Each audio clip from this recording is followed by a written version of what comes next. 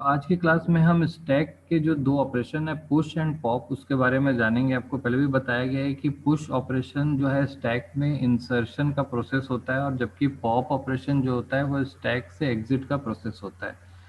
Stack एक linear data structure है जिसमें एलिमेंट्स एक ही एंड से एंटर करते हैं और उसी एंड से बाहर आते हैं। इसको लास्ट इन फर्स्ट आउट के नाम से भी जाना जाता है, LIFO. Last in first out, जो एलिमेंट सबसे लास्ट में आता है वही सबसे पहले बाहर जाता है।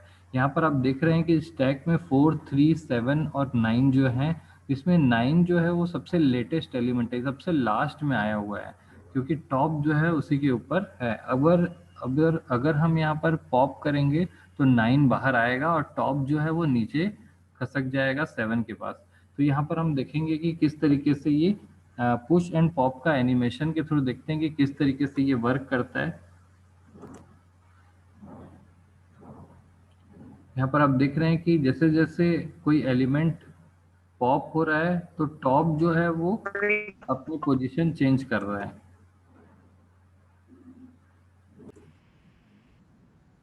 आप यहाँ पर देख रहे हैं कि टॉप नाम से जो पॉइंटर है वो इंडिकेट कर रहा है कि कौन सा जो एलिमेंट है वो सबसे लेटेस्ट एलिमेंट है, और यहाँ पर पुश एंड पॉप जो है वो कैसे हो रहा है। तो इस तरीके से जैसे 9 यहाँ पर देखिए बाहर जब पॉप हुआ 9 तो टॉप जो है वो एक स्टेप पीछे खसक गया, यानी कि टॉप जो है वो मूव करता रहता है पूरे स्टैक पर। स्टैक लाइन से ब्लॉक्स होते हैं मेमोरी के, और जो टॉप पॉइंटर है वो स्टार्टिंग से लेके एंड तक जो है वो मूव करता रहता है। तो इस तरीके से पुश एंड पॉप का जो प्रोसेस है वो आप यहाँ पर देख पा रहे हैं। क्लियर है? इसको एक और एनिमेशन से अगर हम देखें तो वो कुछ इस तरीके से आप देखकर समझ सकते हैं।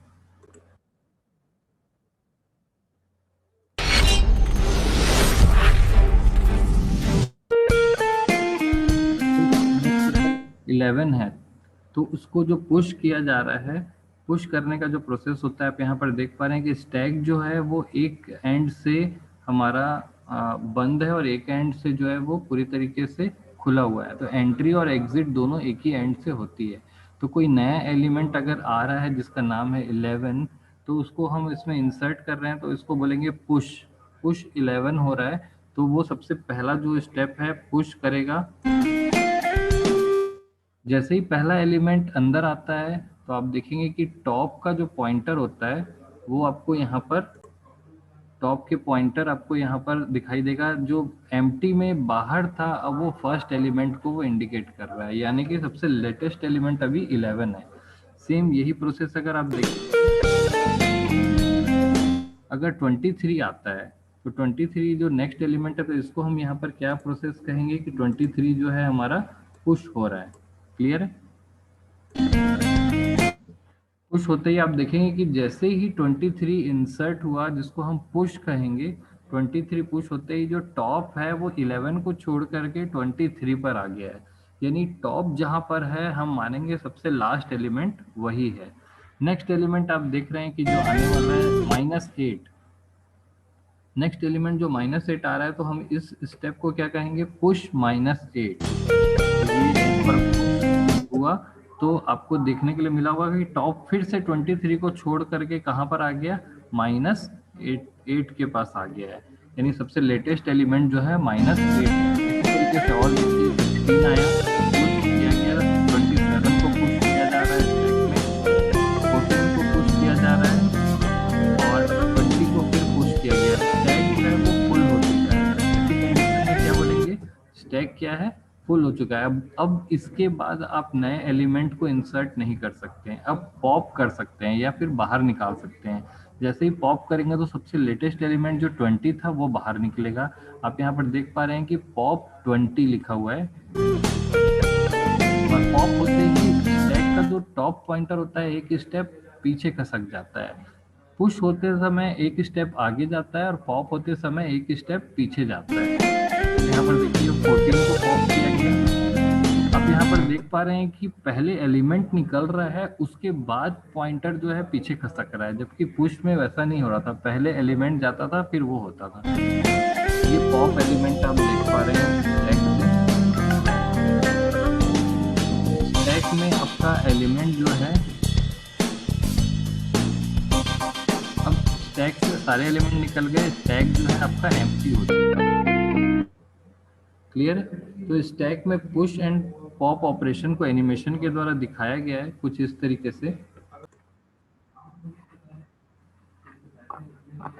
यहाँ पर आप देख पा रहे होगे कि सामने एक एल्गोरिथम का कोड लिखा हुआ है। अगर मैं स्टैक का कुछ कोड लिखना चाहूँ सी में या किसी और लैंग्वेज में, तो कुछ इस तरीके का कोड होगा, लेकिन कोड को लिखने के लिए सबसे पहले आपको उसका एल्गोरिथम समझना होगा। तो एल्गोरिथम समझने के लिए सबसे पहले स्टेप्स आपको लिखने होंगे। एल्गोरिथम्स का आइडिया अगर आपको है तो थोड़ा सा आप लोग बताएंगे एल्गोरिथम्स क्या होते हैं। तो यहाँ पर हम ये देखेंगे कि जैसे ये हमारे पास एक स्टैक है जो एक एंड से बंद है और एक एंड से खुला हुआ है, हमको एक एलिमेंट पुश करना है।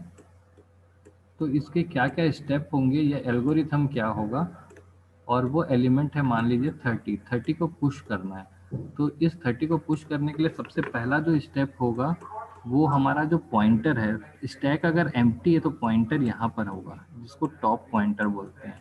क्लियर है? तो पुश करने से पहले सबसे पहला जो स्टेप होगा वो सबसे पहले चेक होगा। चेक करेंगे हम कि स्टैक फुल तो नहीं है। भाई अगर स्टैक फुल है तो आप उसमें पुश नहीं कर सकते। तो सबसे पहला स्टेप होगा कि आप किसी स्टैक में वैल्यू इंसर्ट करने जा रहे हैं, तो सबसे पहला स्टेप होगा कि आप चेक करें कि स्टैक फुल तो नहीं है। अगर स्टैक फुल है तो यहीं पर एंड हो जाएगा, यानी कि इंसर्शन जो है वो नहीं हो सकता, पॉसिबल नहीं है। एल्स अगर स्टैक फुल नहीं है तो फिर आपको क्या करना होगा, अब अपना स्टेप यहाँ से बढ़ाना होगा, सेकंड स्टेप यहाँ से बढ़ाना होगा। क्लियर? तो सबसे पहला स्टेप होता है कि चेक करना कि स्टैक फुल तो नहीं है। अगर स्टैक फुल नहीं है तो आपका अगला स्टेप होगा, नहीं तो वहीं पर एंड हो जाएगा, एरर मैसेज देगा और एंड हो जाएगा। अब हम यहाँ पर मानते हैं कि स्टैक फुल नहीं है, तब सबसे पहला स्टेप क्या होगा, टॉप नाम का जो पॉइंटर है वो इंक्रीमेंट होगा। इंक्रीमेंट मतलब डबल प्लस मैंने लिख दिया, यानी टॉप अगर यहाँ पर है तो यहाँ आ जाएगा, यहाँ पर है तो यहाँ आ जाएगा, जो भी पोजीशन पर है एक स्टेप आगे आ जाएगा, यानी कि टॉप का जो है वो इंक्रीमेंट होगा। क्लियर? तो टॉप यहाँ बाहर था, अब यहाँ आ गया। अब यहाँ पर वैल्यू असाइन होगी। वैल्यू असाइन होगी, मान लीजिए आपने एरे यूज किया है तो एरे का जो टॉप है उसमें वैल्यू असाइन हो जाएगी, जो भी वैल्यू आपने दी थी 30।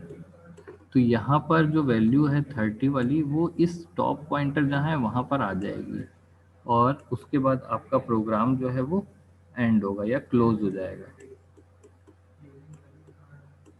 ठीक है? तो इस तरीके से जो हमने यहाँ पर 3 स्टेप्स बनाए इसी को एल्गोरिथम बोलते हैं। कि सबसे पहले हम चेक करेंगे कि स्टैक फुल है कि नहीं, अगर फुल है तो वहीं पर खेल खत्म। अगर फुल नहीं है तो सबसे पहले टॉप जो है एक स्टेप इंक्रीमेंट करेगा, और फिर नई वैल्यू जो पुश करने वाली वैल्यू थी वो असाइन की जाएगी। असाइन करने के बाद उसको क्लोज कर दिया जाएगा। बिल्कुल सिंपल सा प्रोसेस है। तो ये वही बात हो गई जो मैंने अभी मैंने आप लोगों को बताई है पहले भी, कि कमरे में अगर आप बैठे हैं और मैं आपको एक सिंपल सा कमांड देता हूँ कि आप रूम के बाहर चले जाइए, तो एक कमांड देते ही आप रूम के बाहर चले जाएंगे। लेकिन आपकी जगह पर अगर कोई रोबोट बैठा हुआ है तो मैं उसको ऐसे नहीं बोल सकता कि कमरे के बाहर चले जाइए, मुझे उसको अलग अलग इंस्ट्रक्शन देने होंगे। सबसे पहले मैं उसको इंस्ट्रक्शन दूंगा कि खड़े हो जाइए, फिर 3 स्टेप आगे बढ़िए, फिर लेफ्ट मुड़िए, फिर 6 कदम आगे बढ़िए, तब वो जा कर के कमरे के बाहर आएगा। तो वही उसका एल्गोरिथम है, उसी पर वो काम करता है। क्लियर है? तो ऐसा कोई भी एल्गोरिथम आप खुद से भी लिख सकते हैं। एल्गोरिथम की सबसे खास बात होती है कि वो सिंपल लैंग्वेज में लिखा जाता है, और कोई ऐसा पर्सन जिसको कंप्यूटर का बिल्कुल भी नॉलेज नहीं है, कंप्यूटर के कोड का बिल्कुल भी नॉलेज नहीं है, वो भी एल्गोरिथम लिख सकता है, पढ़ सकता है और समझ सकता है। यही खासियत होती है एल्गोरिथम और कोड में। कोड सिर्फ कंप्यूटर साइंस के जो कंप्यूटर फील्ड के लोग होते हैं उन्हीं लोग के लिए लिखा जाता है, जबकि एल्गोरिथम जो है वो सभी के लिए होता है। आप अपनी बिल्कुल अपनी इंग्लिश लैंग्वेज में अपनी लैंग्वेज में बिल्कुल लिख सकते हैं। क्लियर है? तो ये हमने अभी देखा इंसर्शन या फिर पुश का एल्गोरिथम स्टैक में।